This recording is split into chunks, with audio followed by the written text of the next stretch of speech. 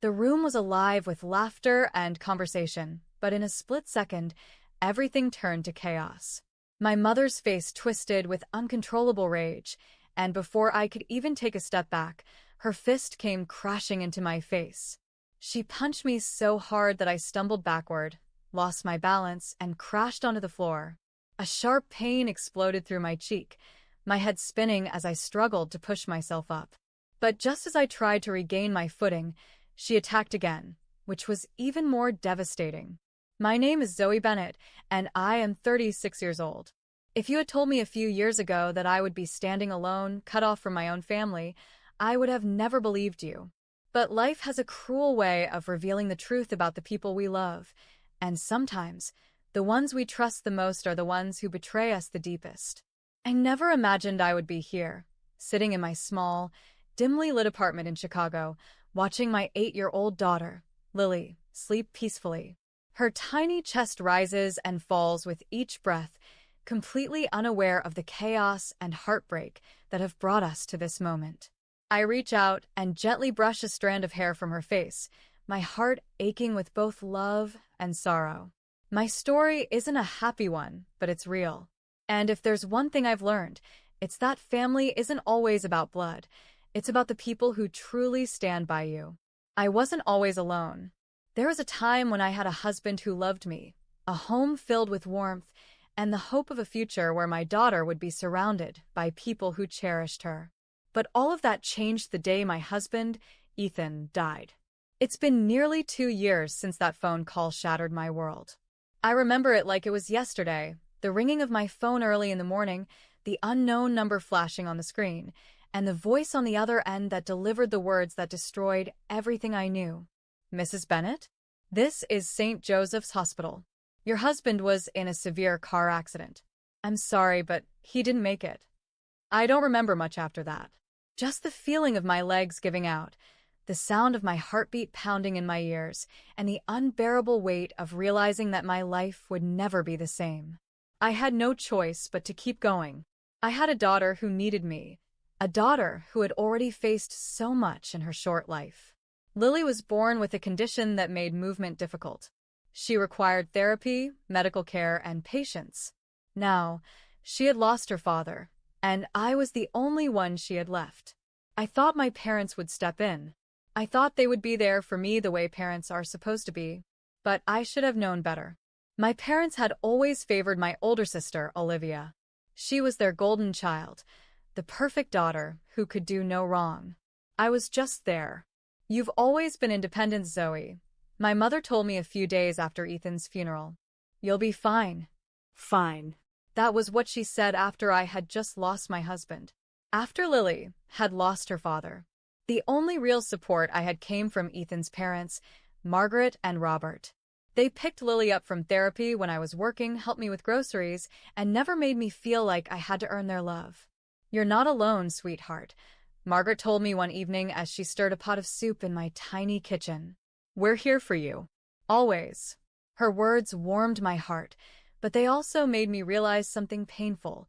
Why did I feel more love from my in-laws than from my own parents? In the months following Ethan's death, I barely had time to grieve. Between funeral arrangements, endless paperwork, and making sure Lily got the care she needed, I was constantly on the verge of collapse. But I had no choice. I had to keep going for her. One thing that gave me a small sense of security was the life insurance payout of $180,000 I received after Ethan's passing. It wasn't an enormous amount, but it was enough to cover Lily's medical treatments, ensure her therapy continued, and provide us with a safety net. I was careful with every dollar. I still worked as a financial analyst, budgeting everything to ensure we would never struggle. But to my parents, that money wasn't for Lily's future. They saw it as an opportunity. At first, it was subtle hints. You should help your family, Zoe, my mother said one evening when I visited their house for dinner. Olivia and Daniel are struggling. He's the only one working, and with 2 kids, well, it's hard. I knew where this was going. I have my own child to worry about, Mom. I reminded her, keeping my voice calm. Lily's therapy is expensive, but they didn't care. Soon, it wasn't a suggestion anymore. It was an expectation. Family supports each other, Zoe, my father said, his voice firm. Olivia is sending us $900 every month. You should send $2,000. You can afford it. I froze. Olivia is sending you money? I asked, surprised. Of course she is, my mother replied, smiling with pride. She understands her responsibility. Something about it didn't sit right. Olivia had always been spoiled, always the one who received, never the one who gave. But at that moment, I was too exhausted to argue. And deep down, a part of me still craved their approval. So, like a fool, I agreed. Every month, I sent them $2,000. I told myself it was the right thing to do, that maybe, just maybe, this would finally make them see me differently. Maybe they would finally treat me as an equal to Olivia. I was wrong. Months passed and nothing changed. They still ignored Lily, still worshipped Olivia, still treated me like an afterthought. But the final betrayal was yet to come. A week before the family reunion, my mother called me. Her voice was unusually sweet, the kind of tone she used when she was about to say something I wouldn't like. I had learned over the years that whenever she softened her voice, it meant she was about to manipulate me into something. Zoe, darling, we're doing something different this year, she began. We're having an adults-only gathering. It will be a more sophisticated event, just the grown-ups enjoying a nice evening together. My stomach twisted. Something felt off. What about Lily? I asked, already dreading the answer. There was a pause. Then my mother sighed. Oh, well, she can stay with Margaret and Robert. You know how fussy she can get at these things. It's better this way. I clenched my jaw. Lily wasn't fussy. She was curious, bright, and loved being around family. But to them, she wasn't welcome. That night, I sat on the edge of Lily's bed, watching her sleep, my mind racing. I had done everything my parents wanted. I gave them money, sought their approval, played the role of the good daughter, and still, it wasn't enough. They had taken and taken from me, but when it came to my daughter, they had drawn a line. For the first time in my life, I wasn't just hurt, I was furious. I told myself I would go to the reunion, act polite, and figure out what to do next. But nothing could have prepared me for what I was about to walk into. The evening of the family reunion arrived, and I drove to my parents' house alone. The entire drive, my stomach twisted with unease. I had left Lily with Margaret and Robert, who welcomed her with open arms, as they always did. She had been excited about spending the evening baking cookies and watching movies. I told myself that at least she was with people who truly loved her. But deep inside, I felt sick. As I pulled into the driveway, I noticed the number of cars parked outside. There were more than usual. My parents' house was brightly lit, music and laughter spilling out into the cold night air. A part of me held on to the ridiculous hope that maybe I had misunderstood, that maybe this adults-only event was truly what they had claimed it to be. I should have known better. The moment I stepped inside, I froze in shock. Children were everywhere. I saw Olivia's 2 kids running around the living room, giggling as they chased each other. Other cousins' children played near the fireplace, wearing silly paper crowns and eating cookies. The entire house was filled with laughter, warmth, and family joy, except for one thing. Lily was missing, because Lily was the only one who hadn't been invited. I stood there, stiff and unmoving, my heartbeat pounding in my ears.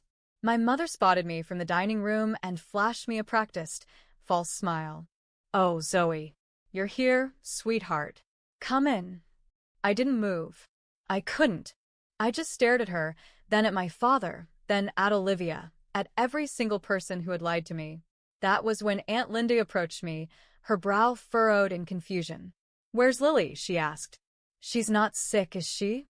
I swallowed hard, my fingers tightening around my coat. "She wasn't invited," I said, my voice barely above a whisper. Aunt Linda blinked. "What?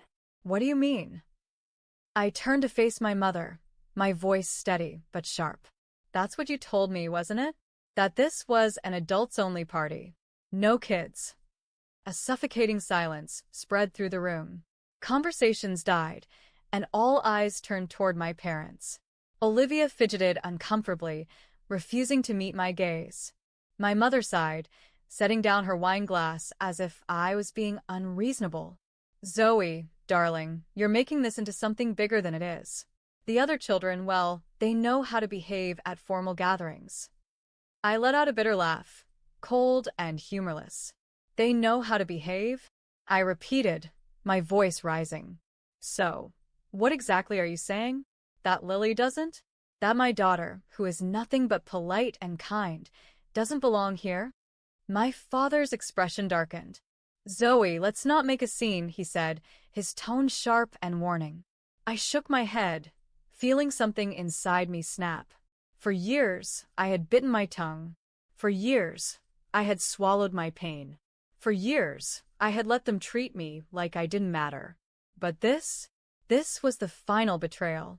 And then, as if fate itself wanted to put an end to their lies, chaos erupted.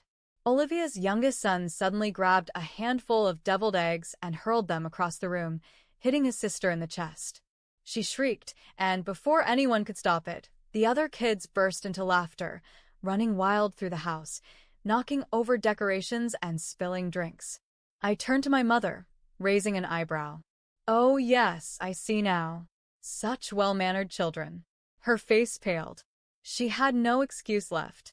But it wasn't over yet. I took a deep breath and spoke loud enough for the entire room to hear. For months, I've been sending my parents $2,000 every single month because they told me that Olivia was contributing $900. Isn't that right, Olivia? You've been helping them too, haven't you? Olivia's face drained of color. She stammered, looking panicked. I meant to, but you never sent them a single penny, did you? I cut her off. A collective gasp filled the room. Daniel, Olivia's husband, snapped his head toward her, his voice laced with anger. Wait, what? What money? Olivia opened her mouth, but no words came out. I turned to my parents, my chest heaving. So, let me get this straight. You manipulated me into thinking Olivia was contributing, just so I would send you more money? More gasps. My mother's face flushed red, and my father clenched his jaw, his hands curling into fists. Daniel stood up abruptly, his voice filled with rage. Olivia, tell me this isn't true. You've been lying about sending money? Olivia shook her head furiously, desperate to escape blame. They told me to say it. Mom and Dad said if Zoe thought I was helping too, she'd be more willing to send money. That was it. That was the moment everything shattered. I looked at my parents, the people who had raised me, the people who should have protected me, and all I saw was greed and shame. The room exploded with outrage. Relatives started whispering, some openly expressing their disgust. Aunt Linda folded her arms, glaring at my mother. So, you've been treating Zoe like a bank account while excluding her daughter? That's sick. Uncle Henry's wife shook her head. And all this time, we thought Olivia was the generous one. Turns out, Zoe was the only one doing anything for this family. One by one, people began gathering their coats, purses, and children. I'm not staying in this house another second, Uncle Henry said, shaking his head. A few others muttered in agreement, throwing my parents looks of disgust before heading for the door. But I wasn't done yet. I turned back to my parents, my hands trembling, but my voice steady. From this moment on, I will no longer be sending you any money. And I will no longer be part of this family. My mother gasped. Zoe, don't be ridiculous. Ridiculous? I repeated, laughing bitterly. You lied to me. You manipulated me. You excluded my daughter from her own family. No, I'm done. And with that, I turned toward the door. But just as I was about to walk away, my mother's mask of composure finally cracked. Her face twisted in rage, and before I could react, she lunged at me, her fist swinging through the air. In front of everyone, she punched me in the face. Pain exploded across my cheek as I stumbled back, my ears ringing. Gasps filled the room, and several relatives rushed forward to pull her away. For the first time that night, silence truly fell over the house. And then, Aunt Linda's voice cut through the air like a knife. This is unacceptable. You are not alone in this anymore, Zoe. She pulled out her phone and called the police. The room was completely silent. No more whispers, no more gasps, just the sound of my own heavy breathing as I clutched my stinging cheek, trying to process what had just happened. My mother, my own mother, had just punched me in front of the entire family. I felt the heat rising in my face, not just from the pain, but from the sheer humiliation and betrayal. My father stood frozen, his hands still clenched into fists, as if he wanted to say something but knew that anything he uttered now would only make things worse. Olivia looked away, shame flickering across her features, but she said nothing, just like always. The only sound that followed was Aunt Linda's sharp, unwavering voice as she spoke into her phone. Yes, I'd like to report an assault. The victim is standing right in front of me, and there are multiple witnesses. My mother's face went pale. Linda, she hissed, her voice laced with desperation. You don't have to do this. Aunt Linda shot her a look of absolute disgust. No. I should have done this years ago. Several family members murmured in agreement, stepping away from my parents as if they were toxic, as if they had finally seen what I had been enduring my entire life. I touched my cheek, feeling the dull throb of where her fist had connected. My mother had never hit me before, but now, when she had finally lost all control, when she realized she could no longer manipulate me, she had resorted to violence. She had shown her true colors.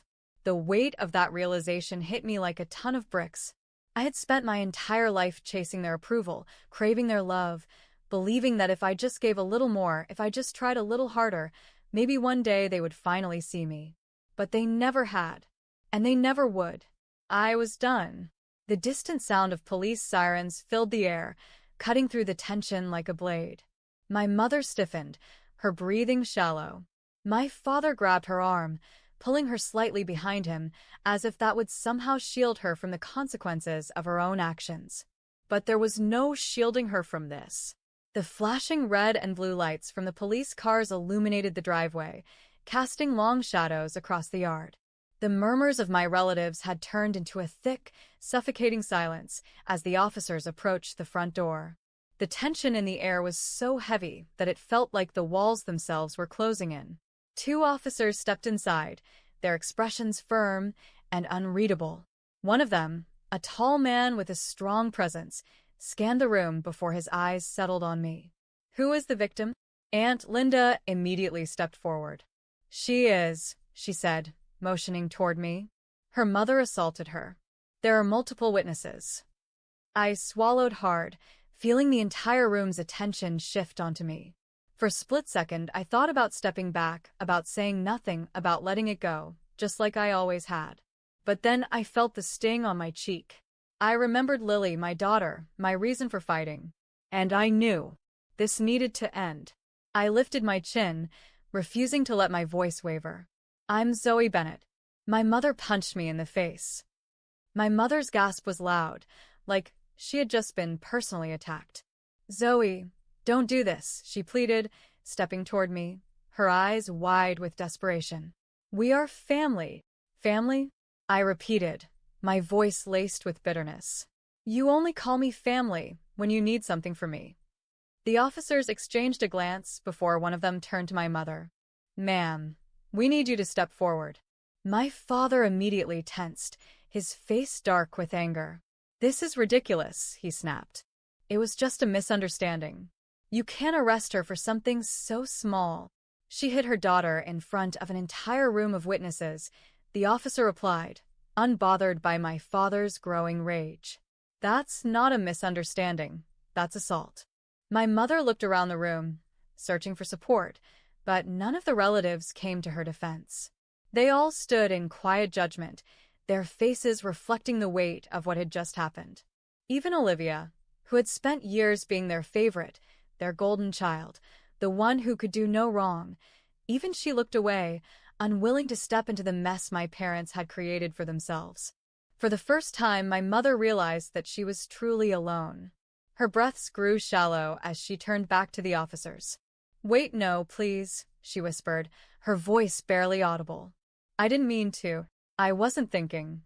Ma'am, turn around and put your hands behind your back, the officer instructed. I watched as the cuffs clicked around her wrists, a cold finality settling into my chest. She whirled toward me, panic flashing across her face. Zoe. Please, don't let them take me. I stared at her, at the woman who had spent years making me feel small, making me feel like I wasn't enough. And now, when she finally faced the consequences of her actions, she expected me to save her? I took a deep breath, feeling the last of my guilt melt away. You made your choice, Mom, I said, my voice steady. Now you have to live with it. The officers guided her toward the door as she continued to beg, her voice cracking with desperation. I'm your mother. Zoe, please. Don't do this to me. But I didn't do this to her. She did this to herself. As she was led outside, I turned my gaze toward my father. He stood rigid, his jaw clenched, his hands balled into fists. For a moment, I expected him to fight back, to shout at me, to defend her. But he didn't, because even he knew this was over. Without another word, the officers took my mother outside, guiding her into the police car. The door slammed shut, and just like that, she was gone. The weight I had been carrying for years, the guilt, the shame, the desperate need for their approval, lifted off my shoulders. And for the first time, I felt free. The moment the police car pulled away, I exhaled a breath I hadn't even realized I was holding. My mother was gone, taken away in handcuffs, and with her, the last remnants of my misplaced hope that my family would ever change. The house, once filled with laughter and conversation, now felt eerily silent. No one knew what to say, because what was there to say? I turned back to the room, and every single relative still standing there avoided my gaze. Some shuffled uncomfortably, others whispered among themselves, and Olivia just stood there frozen, her face unreadable. Aunt Linda was the first to break the silence. She stepped forward and placed a gentle hand on my shoulder. You did the right thing, Zoe. I let out a shaky breath, my chest still tight with lingering emotion. I know, I murmured, though I wasn't sure if I was saying it for myself or for her. Then, Daniel, Olivia's husband, spoke up, his voice laced with disbelief. So, Olivia, he said, turning toward her, you mean to tell me that all this time, you've been lying?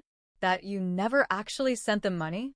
Olivia's eyes widened, and she quickly shook her head. Daniel, I was going to. I just. Save it, he snapped, his voice filled with disappointment. He let out a harsh laugh, rubbing his face. I can't believe I've been working my ass off while you sat there and let your sister handle everything. Do you even realize how selfish that is? Olivia opened her mouth, but nothing came out. For once, she had nothing to say. Then, Uncle Henry, one of the older family members, sighed loudly. You know what? I'm done with this family's nonsense. Zoe, I'm sorry for how they treated you. He shook his head in disgust before grabbing his coat. I won't be staying here another second. One by one, the others followed. Some of them approached me, offering soft apologies, some genuine, some empty gestures to save face, but I barely acknowledged them. My heart was pounding too hard, my emotions too raw to process their words. I watched as my relatives picked up their things and left, the once lively house growing emptier and emptier by the second. Eventually, only a few of us remained. Me. Aunt Linda, Olivia, and my father. My father, who still hadn't moved from his spot. I turned toward him, and for the first time since everything had unraveled, I felt nothing. No anger, no sadness, no longing for the approval I had spent my whole life chasing. Just emptiness. He finally looked at me, his eyes cold and calculating, like he was assessing me, trying to figure out how to regain control of the situation. But this time, there was nothing he could do. You've ruined this family, Zoe, he finally said, his voice low, dripping with resentment. I let out a bitter laugh. No, Dad. I just finally stopped letting this family ruin me. His lips pressed into a thin line, and for a split second, I thought he might actually defend my mother. But then, without another word, he turned his back on me and walked away, disappearing down the hallway. And just like that, it was over. I felt Aunt Linda squeeze my hand. "Let's get out of here, sweetheart." I nodded, not needing to be told twice. I didn't look back as I stepped out of that house for the last time, my head held high, knowing I was finally walking away from everything that had ever tried to break me. The cold night air hit me as I stepped outside, but for the first time in my life, I welcomed it. It felt like a cleansing breath, washing away years of pain, guilt, and the suffocating need to belong to a family that had never truly accepted me. Aunt Linda walked beside me, silent but steadfast, her presence a quiet reassurance that I was no longer alone. I reached my car, my hands gripping the steering wheel tightly as I sat there, letting everything sink in. It was over. The weight I had been carrying for years was finally gone. I didn't have to prove anything to them anymore. I didn't have to earn love that should have been freely given. As I pulled out of the driveway, I felt nothing but relief. By the time I arrived at Margaret and Robert's house, the tension in my chest had started to fade. The moment I stepped inside, I was greeted by the warm scent of vanilla and cinnamon. The house was filled with light, the kind of warmth that my parents' house had never had. Then I heard her. "Mommy." Lily's small feet pounded against the hardwood floor as she ran toward me, her face lighting up with excitement. She had flour on her nose, and her tiny hands were still sticky from the cookie dough she had been rolling out with Margaret. I crouched down and pulled her into my arms, holding her so tightly that I could feel her heartbeat against mine. "Hey, sweetheart," I whispered, burying my face in her soft curls. Margaret and Robert stood nearby, watching us with kind, knowing smiles. "Rough night?" Robert asked gently. I let out a breathy laugh, nodding. "Worse than I imagined, but also freeing." Margaret walked over and wiped a smudge of flour from Lily's cheek. "Good.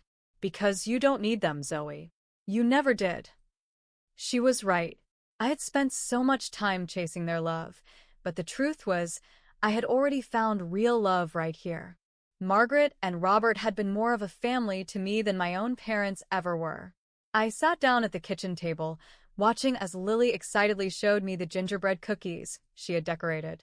There were uneven icing swirls, too many sprinkles, and slightly lopsided shapes, but to me, they were perfect. Then Lily did something that made my heart swell. She picked up a piece of paper from the table and held it out to me with a big, proud grin. "Look, Mommy. I made a picture." I took the drawing from her small hands and felt my throat tighten. It was a simple, colorful sketch of a family. Me, Lily, Margaret, Robert, Aunt Linda, Uncle Henry, all of us standing together, smiling. But my parents weren't in it. Olivia wasn't in it. Just the people who had truly been there for us. Lily tilted her head, her little face full of curiosity. "Mommy, are Grandma and Grandpa ever going to come back?" I stared at the drawing for a long moment before I answered. "No, sweetheart. We don't need them to." She blinked, then smiled as if that answer was more than enough for her. And as I watched her go back to decorating her cookies, laughing and giggling with joy, I realized something. For the first time in my life, I wasn't looking for my parents' approval. I wasn't waiting for an apology that would never come. I wasn't hoping they would change. I had everything I needed right here. I was free. Thank you for watching. If you enjoyed this story and want to hear more powerful and emotional narratives, make sure to like this video, leave a comment, and subscribe to the channel. Your support helps us bring more incredible stories to life. Stay tuned for the next one.